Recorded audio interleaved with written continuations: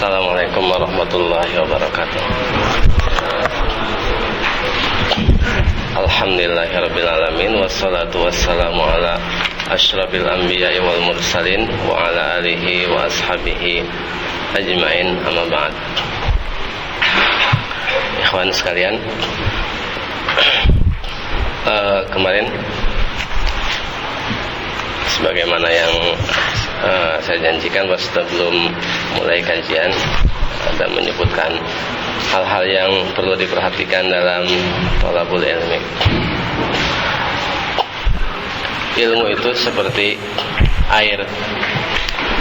Ilmu seperti air, hidayah itu seperti air yang mana tidak akan masuk, air itu tidak akan masuk ke tempat yang tinggi.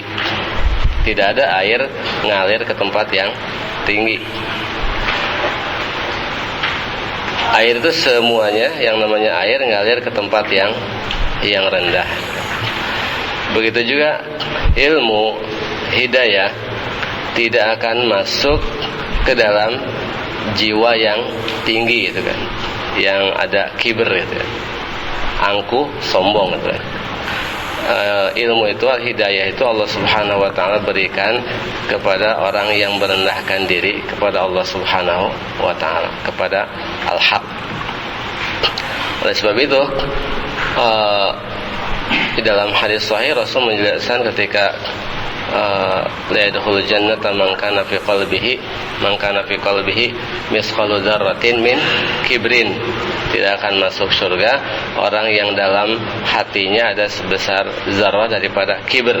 Kemudian ketika sahabat mengatakan seorang laki-laki ingin pakaiannya baik, ingin sandalnya cakap itu kan, kata Rasulullah SAW, al-kibru batrul haqqi wa ghamtunas. Yang namanya kibir itu adalah batrul haqqi, adalah menolak kebenaran, wa ghamtunas, dan meremehkan orang lain. Jadi itu namanya kibir. Ketika dalam jiwa seorang di antara kita ada kibir, maka sesuai dengan kadar kibirnya itu. Kalau kibernya tingkat tinggi ya seperti iblis itu kan. Iblis tahu perintah dari Allah Subhanahu wa ta'ala, yang menyebabkan dia menolak perintah, yang menyebabkan dia kafir bukan karena tidak percaya kepada perintah Allah, tapi apa? Al-kibr, aba wastakbara wa kana minal kafirin. Jadi yang menyebabkan penolakan ilmu itu adalah sebenarnya diantaranya al-kibr, juga al-hasad. Hasad, sebagaimana orang Yahudi tahu al-haq itu bersama Rasulullah SAW, tapi karena dengki kepada Rasulullah SAW, dia menolak kebenaran yang dibawa Rasulullah SAW. Jadi maksud saya di sini bahwa ketika kita mencari ilmu dimanapun, kepada siapapun, kita harus merendahkan diri kepada Allah Subhanahu wa ta'ala. Ma tawaddu'a ahadun lillah illa rafa'ahullah. Tidaklah seorang tawaddu karena Allah, kepada Allah, melainkan Allah pasti mengangkatnya. Jadi kita merendahkan diri kepada Allah Subhanahu wa ta'ala, kepada ilmu, karena tadi ilmu, hidayah itu Allah Subhanahu wa ta'ala berikan ke dalam jiwa yang merendahkan diri. Ini salah satunya. Kita lanjutkan ke dalam dalil dari As-Sunnah tentang masalah Ansar Taghut. Kisah Hatib ibnu Abi Balta'ah an Hasan ibnu Muhammad qala akhbarani Ubaid ibnu Abi Rafi qala sami'tu Aliyan radhiyallahu anhu yaqul ba'atsani Rasulullah sallallahu alaihi wasallam ana waz-Zubairu wal Miqdadu ibnu al-Aswad. Dari Hasan ibnu Muhammad, dia mengatakan Ubaid ibnu Abi Rafi mengabarkan kepada saya mendengar Ali radhiyallahu taala anhu berkata, Rasulullah SAW mengutus saya bersama Zubair ibn al-Awwam dan Al-Miqdad ibn al-Aswad. Qala, Rasul mengatakan, intaliqu hatta ta'tu raudata khakhin fa inna biha dha'inatan wa ma'aha kitabun fakhuzuhu minha. Rasul mengatakan, berangkatlah kalian sampai ke tempat namanya Taman Khoh itu kan. Karena di sana ada Zu'inah. Zu'inah itu wanita yang mengendarai unta disebut Zu'inah. Wa ma'aha kitabun, dia membawa surat, maka ambil dari dia surat tersebut. Fantalaqna tu'adi binal khailu hatta intahaina ila ar-rawdah. Fa idza nahnu bi-dhu'inati faqulna akhrijil kitaba. Faqalat ma ma'i min kitab. Faqulna la tukhrijanna al-kitaba aw la nulqiyanna ath-thiyaba. Fa akhrajathu min iqasiha. Maka kami berangkat, maksudnya kuda kami berangkat dengan lari kencang sampai kami tiba di raudhah tersebut. Ternyata di sana ada wanita pengendara unta yang disebutkan Rasulullah. Kemudian kami mengatakan, akhrijil kitab, keluarkan surat. Wanita itu mengatakan, saya enggak bawa surat. Kemudian kami mengatakan, kamu mau mengeluarkan surat atau kami akan menelanjangi kamu. Kemudian perempuan tersebut mengeluarkan surat dari gelungnya. Maksudnya rambut, kan perempuan rambut panjang digelung kan. Kemudian fa'ataina bihi Rasulullah sallallahu alaihi wasallam fa idza fihi min Hatib ibn Abi Balta'ata ila unasi minal musyrikin min ahli Makkah yukhbiruhum bi ba'di amri Rasulullah sallallahu alaihi wasallam. Faqala Rasulullah sallallahu alaihi wasallam, ya Hatibu, ma hadza? Qala ya Rasulullah, la ta'jal alayya, inni kuntum ra'an mulsaqan fi Quraisyin wa lam akun min anfusiha wa kana man ma'aka minal muhajirina lahum qarabatun bi Makkah yahmuna biha ahlihim wa amwalahum fa ahbabtu idza fatani dzalika minan nasabi fihim an attakhidha indahum yadan yahmuna biha qarabati. Hatib kemudian kami datang kepada Rasulullah SAW membawa surat tersebut. Ternyata di dalam surat tersebut ada pemberitahuan dari Hatib ibn Abi Balta'ah kepada beberapa orang dari kaum musyrikin dari penduduk Mekah, mengabarkan kepada mereka sebagian urusan Rasulullah SAW. Maka Rasulullah SAW berkata, hai Hatib, apa ini? Hatib mengatakan, wahai Rasulullah, jangan tergesa-gesa terhadap saya. Jadi jangan cepat menghukumi saya. Sesungguhnya saya adalah orang yang mulsaqan, maksudnya nempel, nebeng gitu kan, di Quraisy, bukan termasuk orang Quraisy gitu kan. Sedangkan orang-orang kalangan muhajirin yang bersama engkau, mereka memiliki kerabat di Mekah, yang dengan kerabat tersebut mereka bisa melindungi keluarga dan harta mereka. Saya saat tidak mendapatkan hal tersebut dari nasab, maksudnya perlindungan dari nasab di tengah mereka, saya ingin memiliki tangan jasa ya di tengah mereka, yang dengan itu mereka melindungi kerabat saya. Jadi ingin memberikan jasa dengan memberikan kabar sebagian urusan Rasulullah, itu kan jasa itu kan. Wa ma fa'altu kufran wala irtidadan wala ridan bil kufri ba'dal Islam. Saya tidak melakukan hal itu dalam rangka kekafiran atau kemurtadan atau keriduan dengan kekafiran setelah Islam. Faqala Rasulullah sallallahu alaihi wasallam, maka Rasulullah sallallahu alaihi wasallam mengatakan, laqad sadaqakum, sungguh dia telah jujur kepada kalian. Maksud ucapan Hatib itu, dia tidak melakukan hal itu sebagai kekafiran, itu kata Rasul, jujur kepada kalian. Faqala Umar mengatakan, ya Rasulullah, da'ni adrib unuqa hadzal munafiq. Wahai Rasulullah, biarkan saya memenggal leher orang munafik ini, kata Umar. Qala Rasulullah SAW Rasulullah SAW mengatakan innahu qad syahida badran, sesungguhnya dia telah ikut perang Badar. Wa may yudrika la'allallaha ay yakuna qad ittala'a ala ahli badrin faqal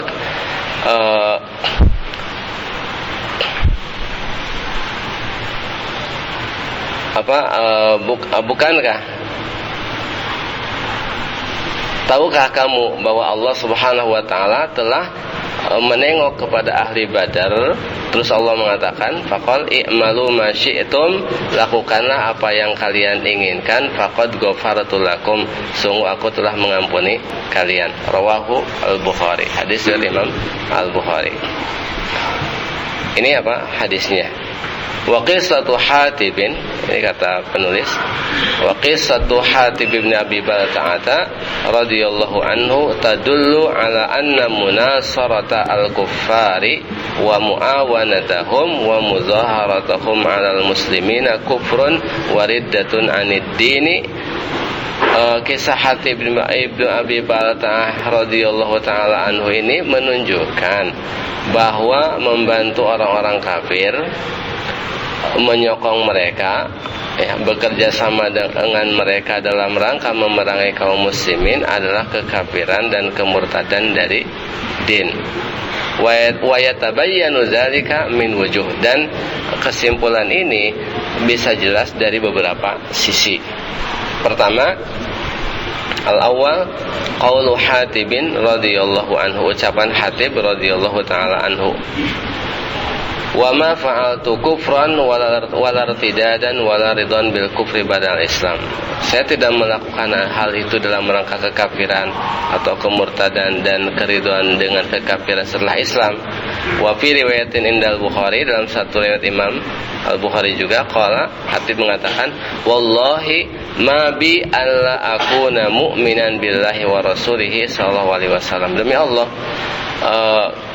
apa kepentingan saya untuk tidak beriman kepada Allah dan Rasulnya sallallahu alaihi wasallam. Wa fi riwayatin indahu aidan, dalam riwayat Imam Al-Bukhari juga, Hatib mengatakan, walam af'alhu irtidadan an dini wala ridwan bil kufri ba'dal Islam, dan saya tidak melakukan hal itu dalam rangka kemurtadan dari agama saya dan keriduan dengan kekafiran setelah Islam. Wa fi riwayatin indahu, dalam riwayat Imam Al-Bukhari juga, Hatib mengatakan, wa ma fa'altu dzalika kufran wala irtidadan an dini, saya tidak melakukan hal itu dalam rangka kekafiran dan kemurtadan dari din saya. Wa fi riwayatin indahu aidan, dalam satu riwayat Imam Al-Bukhari juga, Hatib mengatakan, ma bi alla akuna mu'minan billahi wa rasulihi wa ma ghayyartu wala baddaltu. Apa kepentingan saya untuk tidak beriman kepada Allah dan Rasulnya? Saya tidak merubah dan saya tidak mengganti. Ini banyak riwayatnya. Wa fi riwayatin indahu aidan qala ya Rasulullah ma li alla akuna mu'minan billahi wa rasulihi. Hatib mengatakan, wahai Rasulullah, apa urusan saya untuk tidak beriman kepada Allah dan Rasulnya? Ini riwayat-riwayat ucapan Hatib bin Abi Balta'ah.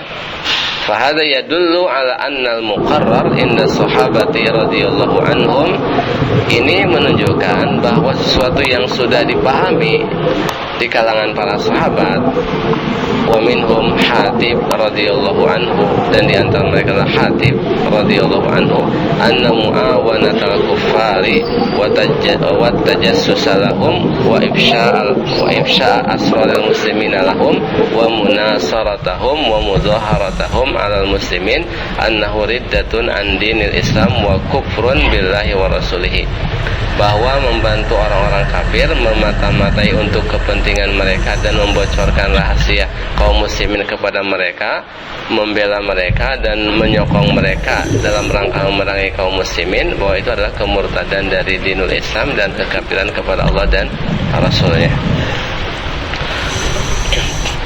Dan ucapan Hatib tadi dibenarkan oleh Rasulullah SAW.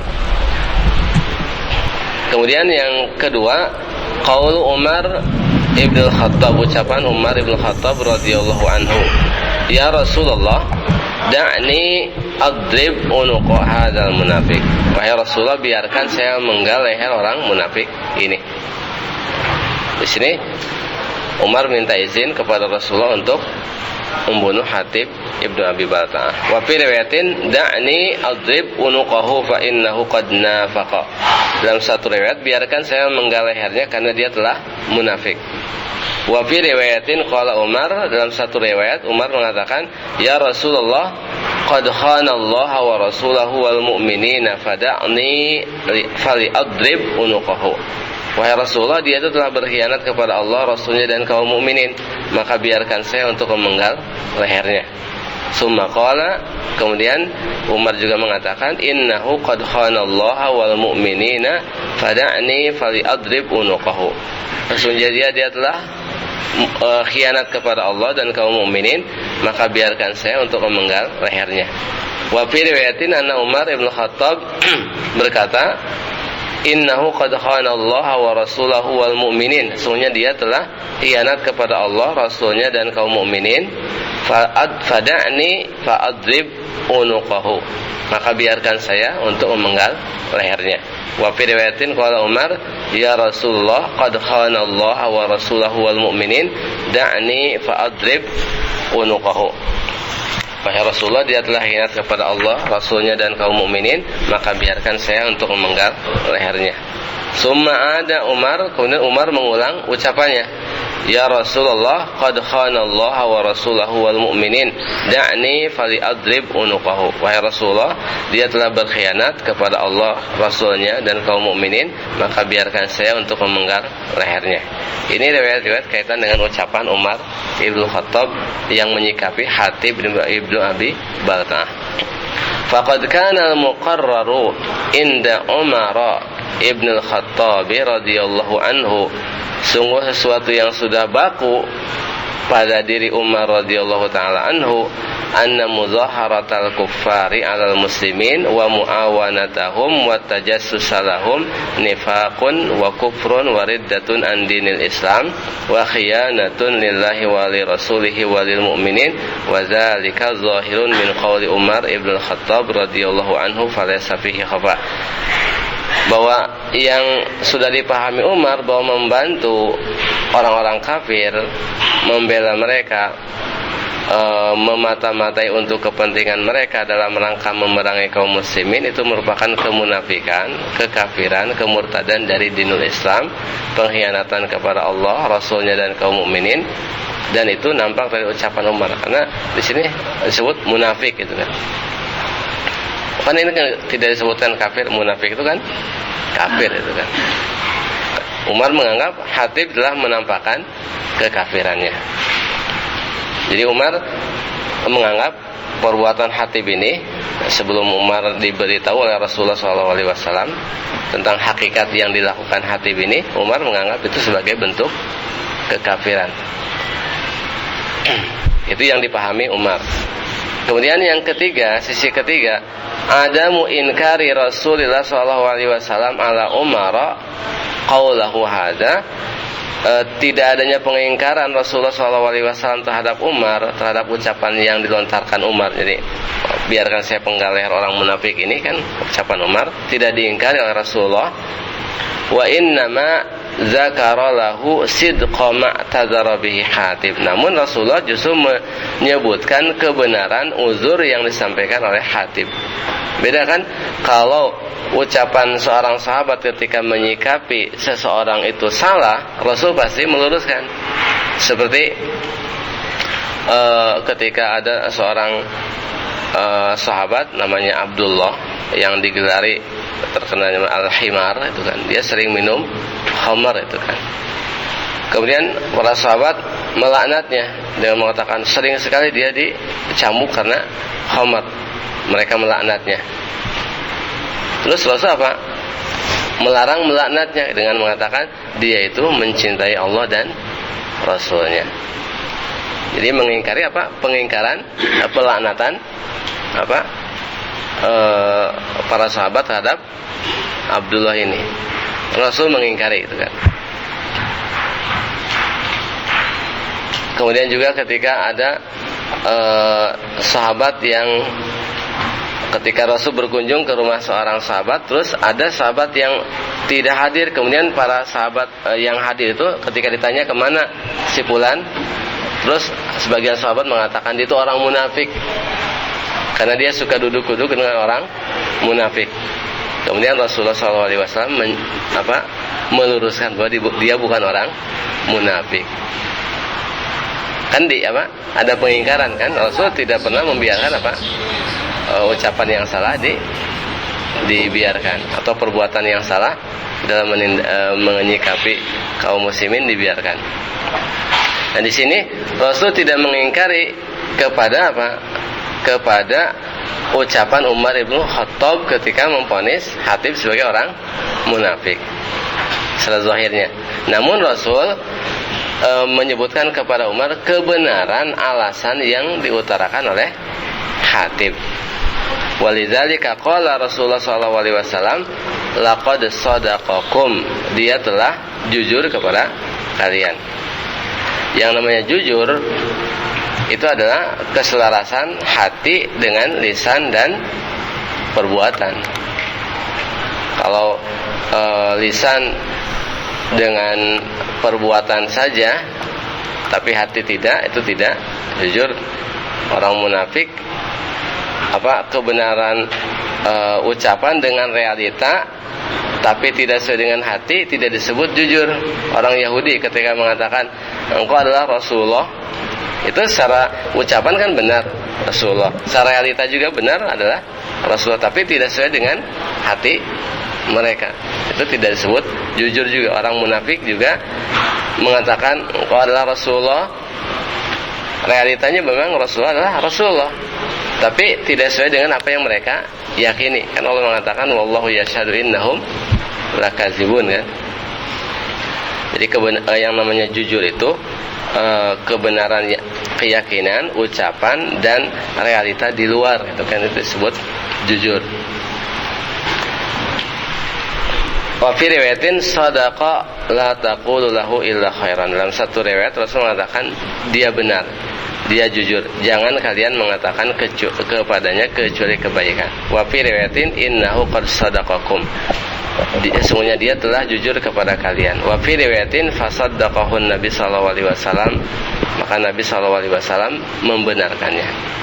Di sini Umar tidak diingkari terhadap vonisnya, namun Rasul hanya menyebutkan uzurnya.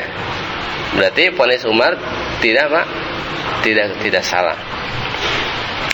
Kemudian yang keempat, anna haqiqata fi'li Hatib, sesungguhnya hakikat perbuatan Hatib ibnu Abi Balta'ah yang menyurati kaum musyrikin itu adalah maksiatun wa kabiratun minal kabair wa in kana zahiruhu kufran illa anna nabiyya sallallahu alaihi wasallam alima sariratahu bil wahyi, bahwa hakikat perbuatan Hatib ibnu Abi Balta'ah itu adalah maksiat dan dosa besar biasa, bukan kekafiran, walaupun zahirnya adalah kekafiran pandangan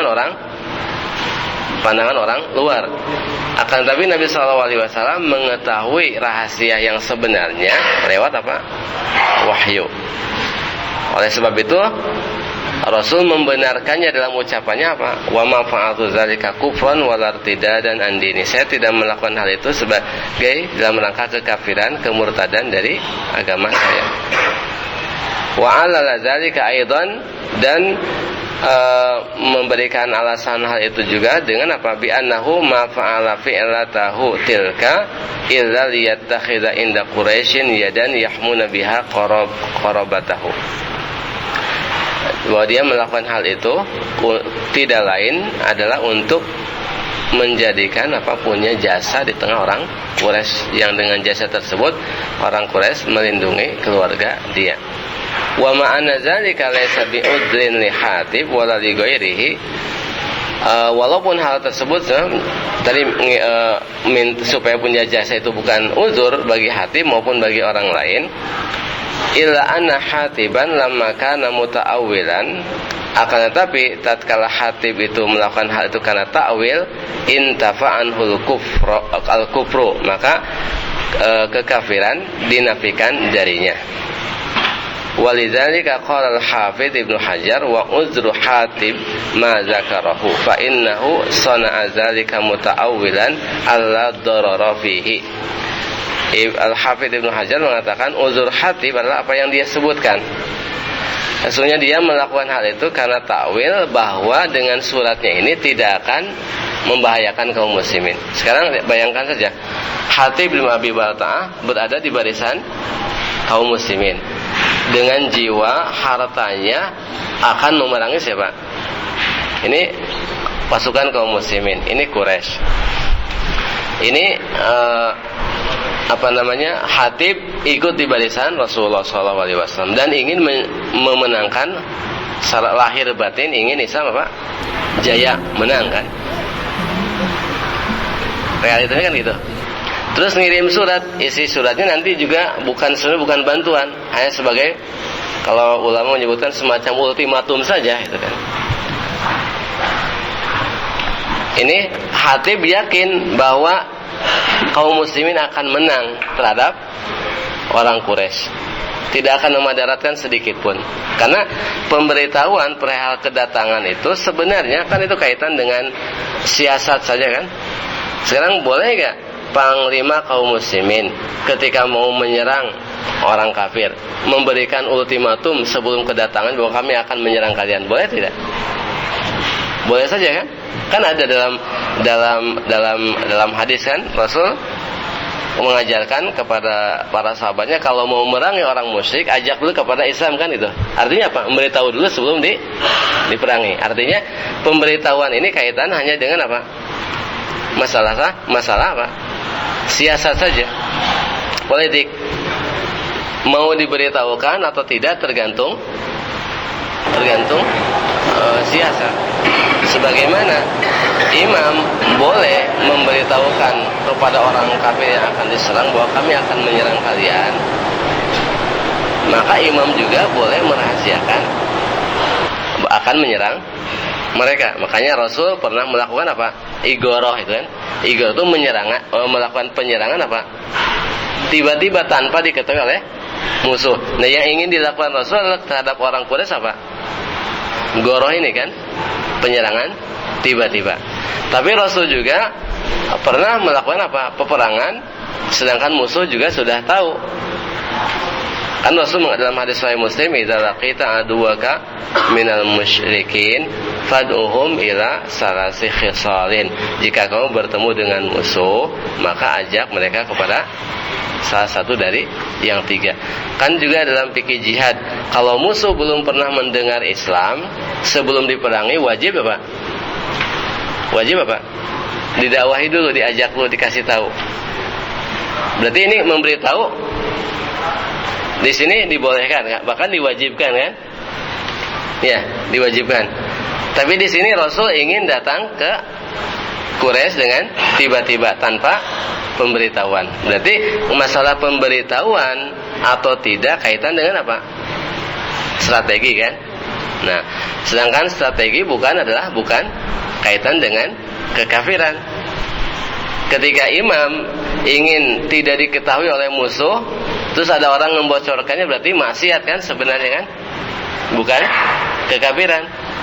Karena strategi tadi bisa saja imam memberitahukan perihal kedatangannya terhadap musuh. Makanya yang dilakukan oleh Hatib bin Abi Balta'ah, para ulama menyebutkannya sebagai apa? Kekafiran. Sebagai dosa besar, bukan kekafiran. Terus melakukan hal itu juga karena apa? Karena takwil. Di samping itu juga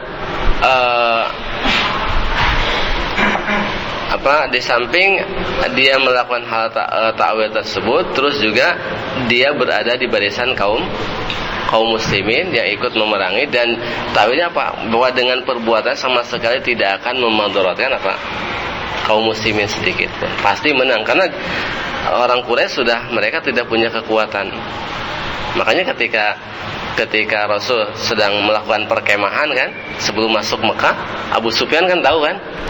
Ya, dibawa oleh Al-Abbas melihat lampu-lampu. Rasul memerintahkan untuk menyalakan masing-masing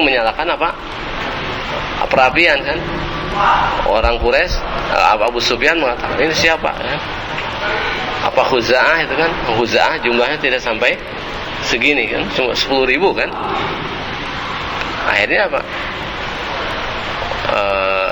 Abu Sufyan tahu kalau seandainya punya kekuatan tentu ngasih tahu kepada teman-temannya, tapi orang Quraisy sudah tidak punya kekuatan. Dan juga Rasul ingin masuk dengan tiba-tiba itu supaya tidak banyak darah yang ditumpahkan di kalangan orang Quraisy gitu kan.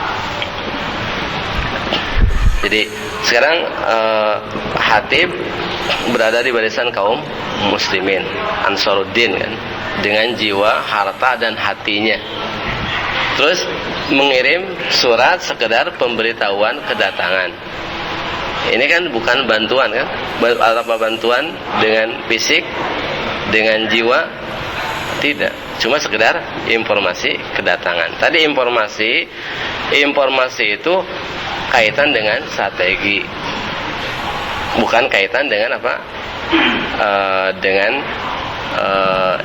inti akidahnya. Karena tadi imam atau amir bisa dalam kondisi tertentu wajib apa? Memberitahu kepada musuh perihal kedatangan mereka. Itu dengan didakwahi kan, artinya apa? Wajib kan. Nah kalau untuk strategi juga bisa melakukan penyerangan dengan tiba-tiba, dengan goroh. Nah di sini Rasul ingin datang tiba-tiba tanpa pemberitahuan mereka. Nah orang yang kondisinya sama dengan Hatib ya, Hatib dia berada di barisan kaum muslimin dan posisi kaum muslimin dalam kondisi jaya, orang kafir dalam posisi yang siap hancur, tidak akan bisa melawan. Terus orang melakukan perbuatan seperti perbuatan Hatib, maka ponisnya apa? Ponis ucapan Umar tadi. Akan tapi karena masih di situ ada Rasulullah SAW yang diberitahukan lewat wahyu tentang kebenaran. Sekarang sahabat kalau tidak diberitahukan tentang kebenaran Hatib, tahu nggak bahwa perbuatan Hatib itu diuzur? Tidak tahu kan? Tapi karena Rasul tahu lewat wahyu, maka Rasul mengatakan laqad shadaqakum. Kalau seandainya tidak ada wahyu, tentu ucapan Umar tadi yang diberlakukan, dipegang. Nah sekarang wahyu sudah masih turun atau tidak? Kita tidak tahu jujur orang atau tidak. Kemudian ketika ngaji di luar, kita kan nggak tahu bahwa yang ngaji itu ada jasusnya atau tidak. Wong tampilnya sama dengan ikhwan juga kan. Qala Abu Muhammad Al-Maqdisi, Abu Muhammad Al-Maqdisi mengatakan, wa innamal ladzi qalahu ar-Rasul sallallahu alaihi wasallam, dan yang diucapkan Rasulullah sallallahu alaihi wasallam itu, wa innama alladzi qalahu ar-Rasul sallallahu alaihi wasallam annahu istasna Hatiban min an yakuna qad kafara fi hadhihi al-hadisah bittilaihi min tariqil wahyi ala sariratihi. Bahwa Rasulullah sallallahu alaihi wasallam mengecualikan Hatib dari kondisi telah kafir dalam kejadian ini dengan bitilaihi min tariqil wahyi ala sariratihi, karena beliau mengetahui yang sebenarnya lewat wahyu, wa annahu lam yaf'alhu nusratan lil musyrikin, dan bahwa ia tidak melakukannya dalam membela kaum musyrikin, wa muzaharatan lahum alal muwahhidin, dan membantu mereka terhadap muwahhidin. Wa dzalika ba'da maqalati Hatib, dan itu setelah ucapan Hatib, ma fa'altuhu kufran wal irtidadan, saya tidak melakukannya dalam rangka kekafiran dan kemurtadan. Faqala sallallahu alaihi wasallam qad sadaqakum, dia telah jujur kepada kalian. Wa qala wa may yudrika la'allallaha ittala'a ala ahli badrin faqala i'malu ma syi'tum faqad ghafartu lakum. Bukankah Allah telah bisa jadi Allah Subhanahu wa taala telah melihat atau menengok kepada ahli Badar, terus mengatakan, lakukan apa yang kalian inginkan, aku telah mengampuni bagi kalian. Fahada sahabat ini Al-Badri yang telah ikut perang Badar, faqad istasnahu an-nabiy sallallahu alaihi wasallam wa zakkahu wa syahida bi sidqi sariratihi. Telah dikecualikan Nabi sallallahu alaihi wasallam, diberikan tazkiyah ya, pembersihan, orang sekarang rekomendasi atau pembersihan kebenarannya, dan Rasul bersaksi akan kebenaran batinnya, wa annahu lam yaf'al dzalika riddatan aw kufran, ay lam yakun fi'luhu nusratan wa mudaharatan lil musyrikin al muslimin. Maksudnya kalimat tadi, saya tidak melakukan hal itu dalam rangka kemurtadan kekafiran, maksudnya saya tidak melakukan hal itu dalam rangka membantu kaum musyrikin atas kaum muslimin.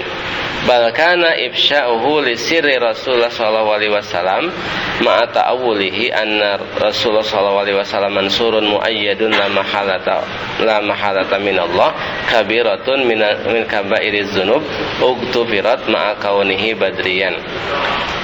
Akan tapi perbuatannya membocorkan rahasia Rasulullah SAW disertai takwil dari dia bahwa Rasulullah pasti menang dan dapat mendapatkan pertolongan dari Allah ya. Pembocoran rahasianya ini adalah merupakan dosa besar yang diampuni karena statusnya sebagai ahli Badr. Karena kalau seandainya kekafiran, apakah kekafiran bisa diampuni dengan status seorang sebagai ahli Badr? Tidak bisa. Nabi saja diancam oleh Allah Subhanahu wa taala kalau melakukan syirik hapus amalannya. La in asyrakta la yahbatanna amaluka. Kalau kamu berbuat syirik, hapus amalan kamu. Itu Nabi lebih tinggi dari ahli Badr. Bagaimana kalau ahli Badar ini melakukan kemusyrikan? Tidak mungkin diampuni, karena Nabi saja tidak mungkin diampuni kalau tidak tobat di dunia, dan Nabi tidak mungkin melakukan dosa apalagi syirik.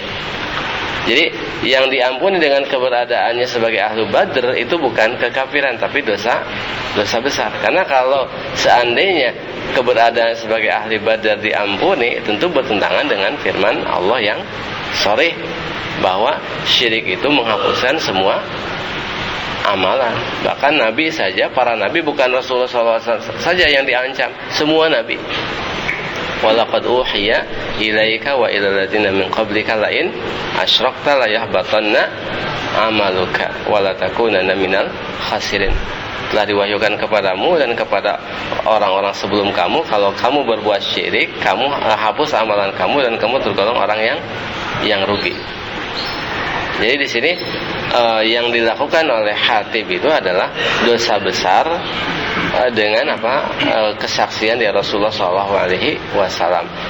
Terus dosa besar ini dilakukan juga karena takwil tadi bahwa ini tidak akan berpengaruh, dan memang tidak pengaruh kan ketika Abu Sufyan tahu kan dengan tadi melihat Rasul sedang berkemah, Abu Sufyan sudah tidak bisa apa-apa. Karena melihat jumlah yang begitu besar dan orang Quraisy sudah tidak punya kekuatan lagi.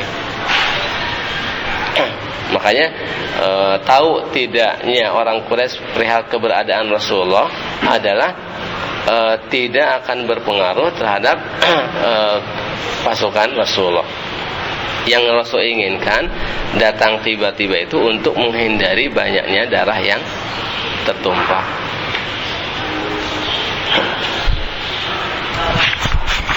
Karena panjang, saya cukupkan.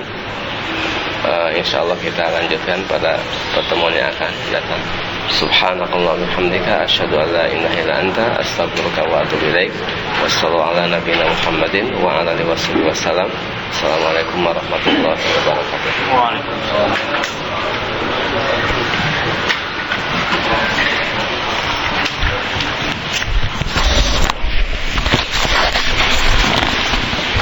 Bahwa Hatib radhiyallahu taala anhu, beliau ikut dengan Rasulullah SAW, membela Rasulullah SAW dengan jiwa, harta, jiwanya ikut dalam perang Mufutuh Mekah ini. dalam dengan hartanya juga, bahkan dalam peperangan sebelumnya membela Rasulullah SAW dalam semua peperangannya, dan termasuk ahli Badar juga Hudaybiyah, yang mana Hudaybiyah termasuk orang yang Allah katakan apa, laqad radhiyallahu kan, orang yang telah Allah ridhoi dari kalangan orang-orang yang membaiat Rasulullah di bawah syajarah kan, yang jumlahnya 1400 atau 1500. Namun demikian Umar radhiyallahu taala anhu karena melihat ya sebelum ditegaskan oleh Rasulullah SAW, ketika melihat zahir perbuatan Hatib mengirim surat, padahal Rasul sudah ingin tidak sampai berita kedatangan kaum muslimin ke Mekah itu tidak ingin sampai ke satu telinga orang Quraisy pun. Ya, Umar mengatakan, innahu qad khanallaha wa rasulahu wal mu'minin. Sesungguhnya dia telah khianat kepada Allah, Rasulnya dan kaum mukminin. Itu dalam benak Umar itu kan. Dan Umar menganggapnya sebagai apa?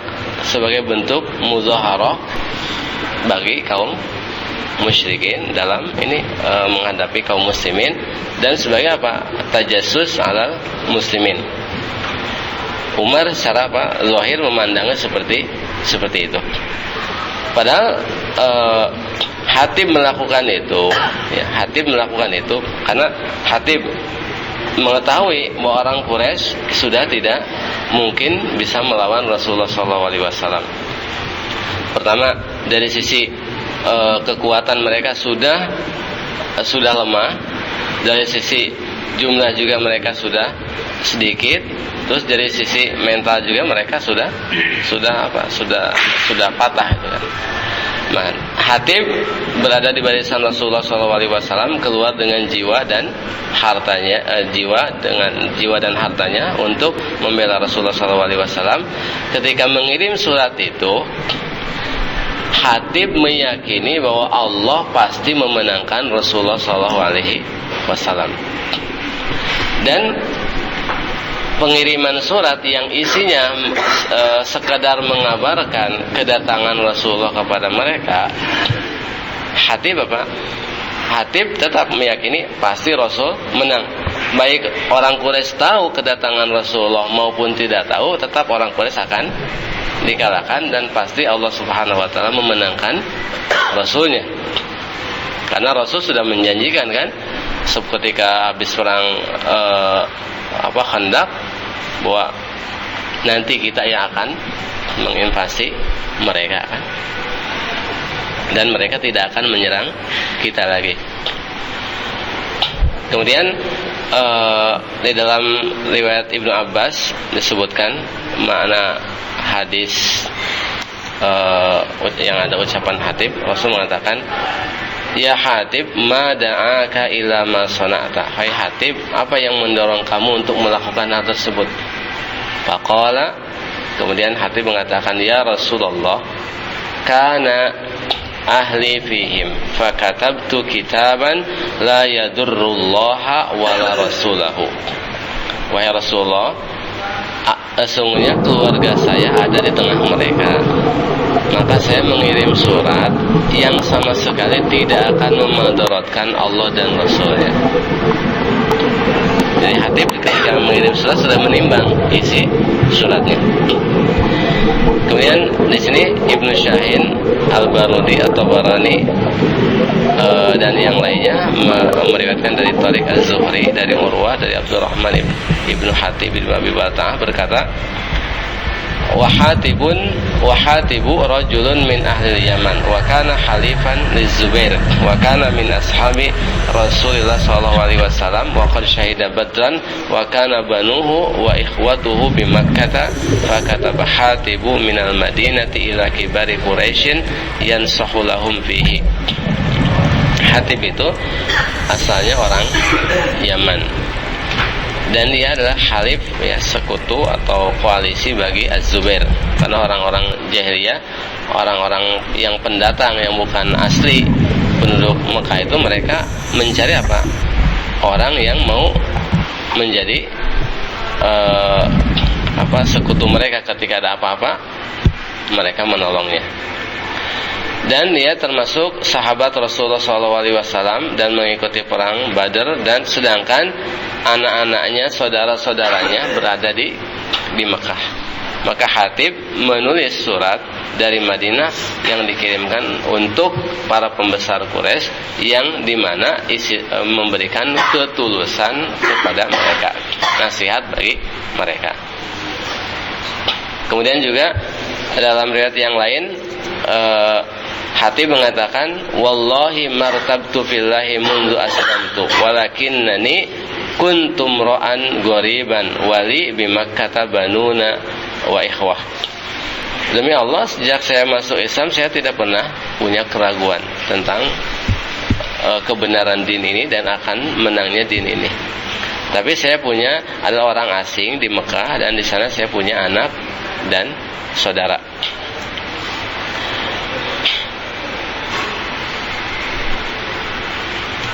Kemudian di sini, bila saja perbuatan Hatib kan, yang pertama, beliau berada di barisan Rasulullah SAW, bukan di barisan kaum musyrikin, dan bukan bekerja untuk kepentingan kaum musyrikin. Beliau mengirim surat, padahal beliau sendiri akan memerangi orang musyrik tersebut dengan jiwa dan hartanya, dan yakin akan kemenangan Rasulullah dengan pertolongan Allah Subhanahu wa taala, dan yakin dengan kekalahan yang akan dipikul oleh orang-orang musyrik. Nah, Hatib bin Abi Balta'ah mengirimkan surat yang isinya nanti akan disebutkan. Isinya apa? Isinya hanya sekedar memberitahukan kedatangan Rasulullah, supaya mereka ngambil sikap. Maksudnya jangan melakukan tindakan yang bisa membahayakan diri mereka sebenarnya. Nah, isi surat ini, kata Hatib, isi surat yang tidak akan membahayakan Islam. Namun demikian, Umar ibn Khattab sebelum mendapatkan penjelasan dari Rasulullah SAW menilai zahir perbuatan Hatib ini sebagai bentuk muzaharah al-musyrikin ala muslimin, bahkan mengkafirkan Hatib ibn Abi Balta'ah. Da'ni adrib unuqa hadzal munafik, biarkan saya memenggal leher orang munafik ini. Ini Rasulullah SAW tidak menyalahkan vonis Umar sesuai dengan zahirnya, sebelum Rasulullah SAW mengabarkan tentang wahyu yang menjelaskan tentang hakikat perbuatan Hatib yang sebenarnya. Ya, bila saja seperti itu, bagaimana dengan apa di sini? Fakaifa biman yatawallal kuffar wa yu'adil mu'minina wa yunasiru at-tawaghit wa yu'inuhum ala harbil mujahidin wa yasta'miluhu at-taghutu li mudaharatil amrikan 'alal muslimin wa bil akhas al-harakat al-islamiyah. Faman kana haluhu hakadha fahuwa aula bi inzali hukmi riddati wan nifaqi alaih. Maka bagaimana dengan orang yang tawali kepada orang-orang kafir, memusuhi orang-orang mukmin, membantu menyokong para tagut dalam memerangi kaum mujahidin, dan tagut menggunakan orang semacam itu untuk membantu Amerika dalam memerangi kaum muslimin, terutama dalam membungkam harokat Islamiyah, ya. Maka orang yang semacam ini, orang yang keadaan seperti ini, itu lebih berhak daripada lebih berhak terhadap vonis murtad kafir daripada yang diterapkan Umar terhadap Hatib ibnu Abi Balta'ah. Terus juga di sini sebutkan bahwa teks surat yang dikirimkan Hatib ibnu Abi Balta'ah sama sekali tidak ada sedikit pun unsur membantu kaum musyrikin dalam memerangi kaum muslimin. Di sini sebutkan dalam tafsir Yahya ibn Salam bahwa teks kitab atau surat Hatib itu bunyinya, amma ba'du ya ma'syara Quraisyin fa inna Rasulullah sallallahu alaihi wasallam ja'akum bi jaishin kal-laili yasiru kas-saili fa wallahi law ja'akum wahdahu la nasarahu Allahu wa anjaza lahu wa'dahu fanzuru li anfusikum wassalam. Amma ba'du, hai sekalian orang Quraisy, sesungguhnya Rasulullah SAW telah datang kepada kalian dengan pasukan seperti malam. Saking banyaknya itu kan, jumlahnya berapa? 10.000 kan? Seperti malam yang berjalan bagaikan banjir, maksudnya tidak bisa dihadang. Kalau banjir tidak ada yang bisa menghadang banjir kan? Demi Allah, kata Hatib, seandainya Rasulullah SAW datang sendirian saja untuk memerangi kalian, maka Allah Subhanahu wa Ta'ala pasti menolongnya, memenangkannya, dan menunaikan janji kemenangan baginya. Oleh sebab itu, sekarang fanzuru li anfusikum, perhatikanlah diri kalian. Ini kan semacam apa?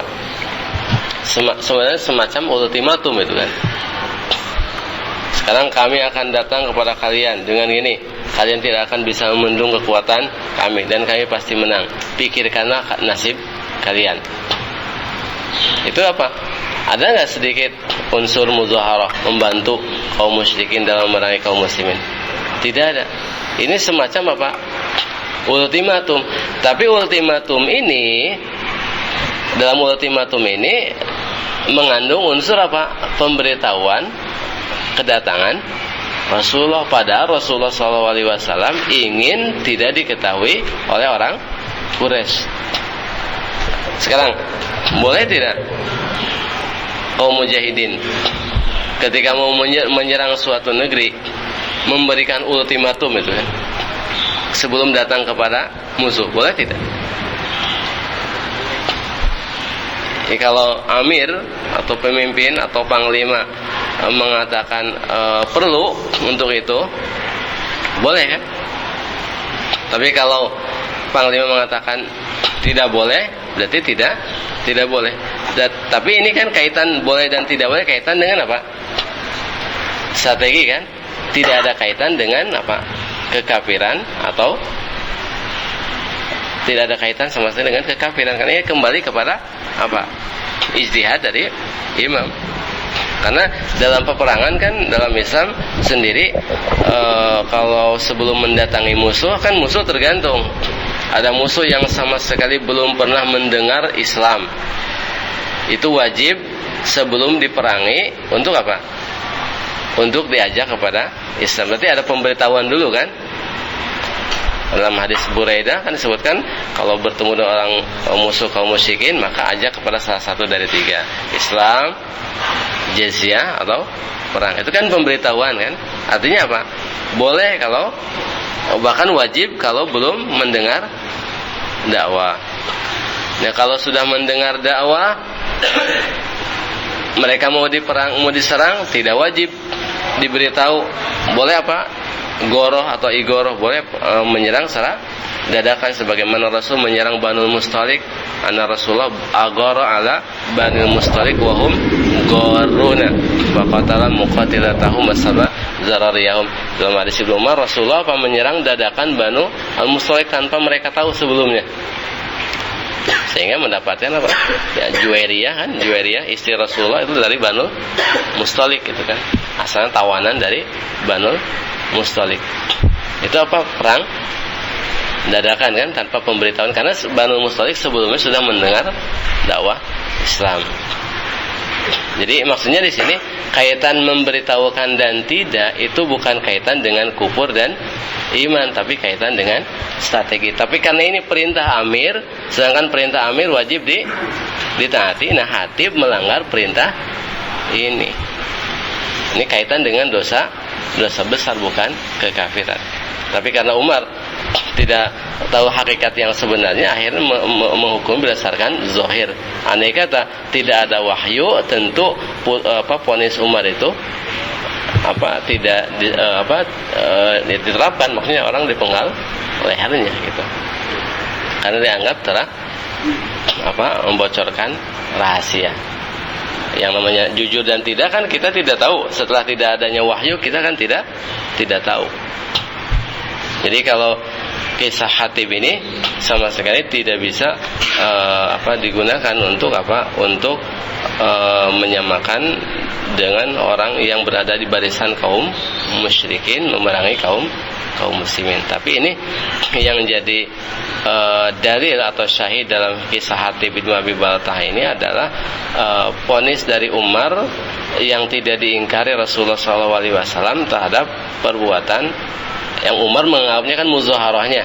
Terlepas daripada tuduhan Umar terhadap Hatib benar atau tidak, tapi muzaharatul musyrikin ala musliminnya itu dibenarkan oleh Rasulullah SAW sebagai suatu kekufuran, dan itu yang dipahami oleh para sahabat. Namun Rasul menjelaskan, mengetahui hakikat yang sebenarnya yang dilakukan oleh Hatib, bahwa perbuatan Hatib itu bukan muzaharatul musyrikin alal muslimin. Jadi famadmunu risalati Hatib la yufhamu minhu al-muzaharatu lil musyrikin alal muslimin. Jadi isi surat Hatib itu tidak dipahami darinya sedikit pun ada makna muzaharatul musyrikin alal muslimin. Walaysa fihi ma yadullu ala annahu nasaral kuffara wa awanahum alal muslimin. Ghayatuhu an yakuna ma'siyatan kaffarahallahu lahu bisababi syuhudihi badran. Di dalamnya juga tidak ada yang menunjukkan bahwa Hatib membantu membela kaum musyrikin dalam memerangi kaum muslimin. Paling tidak perbuatan Hatib itu adalah maksiat, ya, dosa besar yang diampuni dengan sebab keberadaan Hatib telah mengikuti perang Badar. Karena kalau kekufuran, walaupun kalau tidak ditobati, itu siapapun tidak akan dimaafkan. Tidak usah jauh-jauh. Dalam surat Az-Zumar ayat 65, Allah mengancam para rasul kan. Walaqad uhiya ilaika wa ilal ladzina min qablika la in asyrakta la yahbatanna 'amaluka. Telah diwahyukan kepadamu dan kepada orang-orang sebelum kamu, seandainya kamu berbuat syirik, maka hapuslah amalan kamu dan kamu tergolong orang yang rugi. Dalam surat Al-An'am ayat 88, setelah menuturkan 18 nama para rasul dan nabi, Allah Subhanahu wa taala mengatakan walau asyraku la habita anhum ma kanu ya'malun. Seandainya para nabi itu melakukan syirik, tentu hapuslah, lenyaplah apa yang telah mereka kerjakan. Kalau kekufuran tidak usah jauh-jauh. Abdullah ibn Abi As-Sarah, penulis wahyu Rasulullah SAW, murtad dari Islam kan? Murtad dari Islam. Ketika Futuh Mekah, Rasul termasuk orang yang harus dibunuh, walaupun berlindung di Ka'bah, atau diantaranya Abdullah ibn Abi As-Sarah. Ini penulis wahyu Rasulullah SAW, murtad, lari ke Mekah. Nah, ketika Futuh Mekah, termasuk orang yang oleh Rasulullah diperintahkan untuk dibunuh. Tapi akhirnya sebelum dilakukan pembunuhan, dia lari. Abdullah ibn Abi Sarah mendatang ke tempat Utsman ibnu Affan, saudara sepupuannya, saudara seibunya. Kemudian Rasul diam. Sebenarnya Rasul ingin para sahabat membunuhnya sebelum Utsman memberikan jaminan. Tapi para sahabat diam saja gitu kan. Ya, karena Rasul tidak mengucapkan lagi, para sahabat diam aja. Tapi setelah Utsman akhirnya memberikan jaminan, akhirnya Rasul melarang membunuhnya. Akhirnya kan masuk Islam lagi dan menjadi panglima kaum muslimin dalam ke Afrika kan, yang menaklukkan Mesir dan seterusnya kan, diantaranya Abdullah ibn Abi As-Sarah masuk Islam lagi. Kemudian juga orang yang asal penulis wahyu Rasulullah SAW, dia Nasrani, terus masuk Islam, terus jadi penulis wahyu Rasulullah SAW, terus murtad dari Islam, pergi ke kaumnya yang Nasrani, kemudian mengatakan bahwa Muhammad tidak tahu dari wahyu itu kecuali yang saya tulis saja, gitu kan. Dia Allah Subhanahu wa taala matikan, terus dikubur oleh kaumnya, udah dikubur, besok paginya mayatnya udah di atas lagi. Orang-orang kafir kaumnya mengatakan ini perbuatan Muhammad dan teman-temannya. Lalu digali, kemudian mereka gali lebih dalam lagi, besok paginya sudah di atas lagi. Makin dalam lagi diperkirakan tidak akan bisa dijangkau, besok paginya udah di atas lagi. Akhirnya mereka yakin ini adalah dari Allah Subhanahu wa ta'ala. Dan dari kisah ini para ulama menyebutkan bahwa orang yang menghina ajaran Islam, menghina Allah, menghina Rasulnya, menghina dinul Islam, pasti mendapatkan hukuman di dunia sebelum hukuman di akhirat. Karena banyak dalil-dalilnya.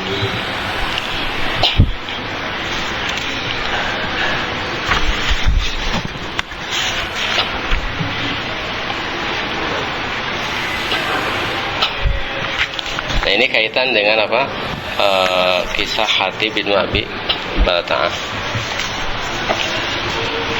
Kemudian ada hadis yang lain, hadis Jarir Ibnu Abdullah Al-Bajali radhiyallahu taala anhu berkata, hadis riwayat Imam Ahmad, An-Nasai, Al-Baihaqi, disahihkan Al-Albani.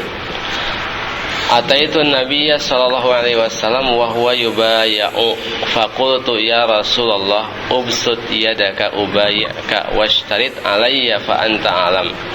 Qala ubayyi'uka ala an ta'budallaha wa tuqimas shalah wa tu'addiyaz zakah wa tunasiha al-muslimina wa tufariqa al-musyrikina. Saya mendatangi Rasulullah SAW, mendatangi Nabi SAW, sedangkan beliau saat itu sedang dibaiat oleh para sahabat. Kemudian Jarir mengatakan, wahai Rasulullah, bentangkan tangan engkau, saya akan membaiat, dan berikanlah kepada saya syarat, karena engkau lebih mengetahui syarat yang perlu bagi saya. Kemudian Rasul mengatakan, saya membaiatmu untuk apa? Untuk supaya kamu beribadah kepada Allah, mendirikan salat, menunaikan zakat, tulus kepada kaum muslimin, dan meninggalkan kaum musyrikin. Ini Jarir ibn Abdullah Al-Bajali adalah pemuka kaum, itu kan, Sayyid al-Qaum. Di antara ini baiat yang diambil Rasulullah SAW dari Jarir adalah diantaranya selain baiat untuk beribadah kepada Allah adalah tulus kepada kaum muslimin. Maksudnya tulus, yang namanya nasihat kan ketulusan kepada kaum muslimin, itu mengarahkan kaum muslimin kepada kebaikan, karena pemimpin kaum adalah harus mengarahkan bawahannya, atba'nya kepada kebaikan, diarahkan kepada hal-hal yang baik. Kalau membiarkan atba'nya di atas keburukan, para dia tahu dan dia mampu mengingkarinya, itu tidak tulus kepada kaum muslimin. Kan ad-dinu an-nasihah. Qul liman lillahi wa li kitabihi wa li rasulihi wa li a'immatil muslimin wa ammatihim. Kan din adalah ketulusan kepada siapa? Kepada Allah dengan mentauhidkannya, kepada kitabnya dengan ittiba kepadanya, kepada rasulnya, kepada para pemimpin kaum muslimin dengan as-samu wa ta'ah, dan memberikan masukan juga kepada kaum muslimin secara umum itu dengan memberikan ketulusan, nasihat.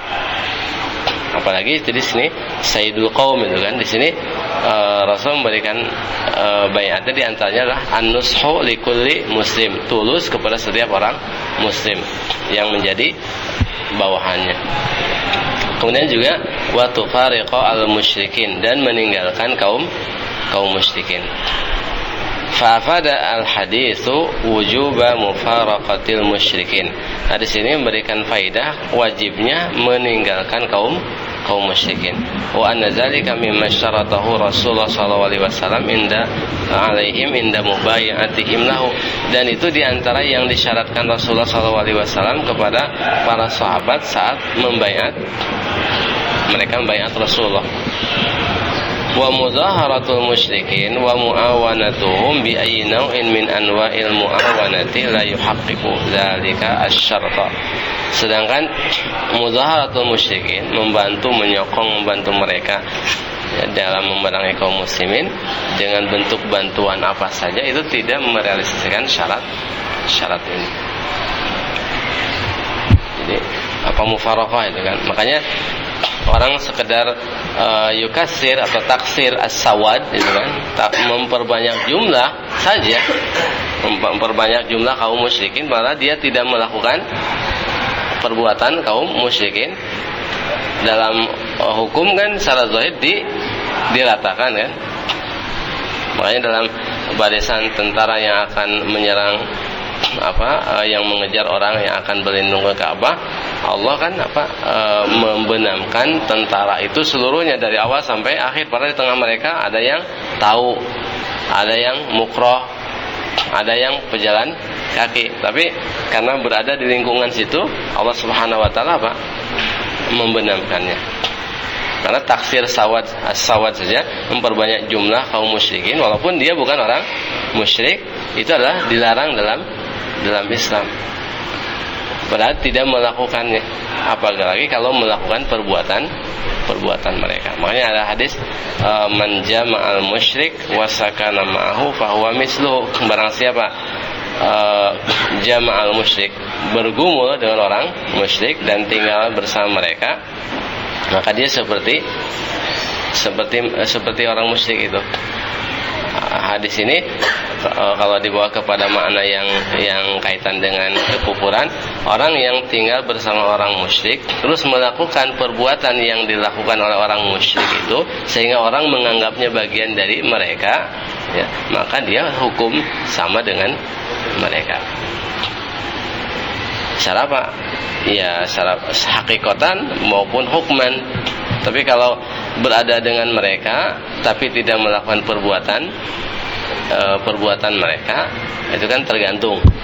Tadi ada yang maksud dalam taksir as-sawad itu kan, ada yang orang yang lainnya itu kan. Tapi yang jelas di sini kaitan mufaraqatul musyrikin termasuk yang dibaiatkan Rasulullah SAW kepada kaum muslimin. Kita cukup, kita tutup. Subhanakallah wa bihamdika asyhadu an la ilaha illa anta astaghfiruka wa atubu ilaik. Wa sallallahu ala nabiyyina Muhammadin wa alihi wasallam. Assalamualaikum warahmatullahi wabarakatuh. Fasabbih bismi rabbikal azim.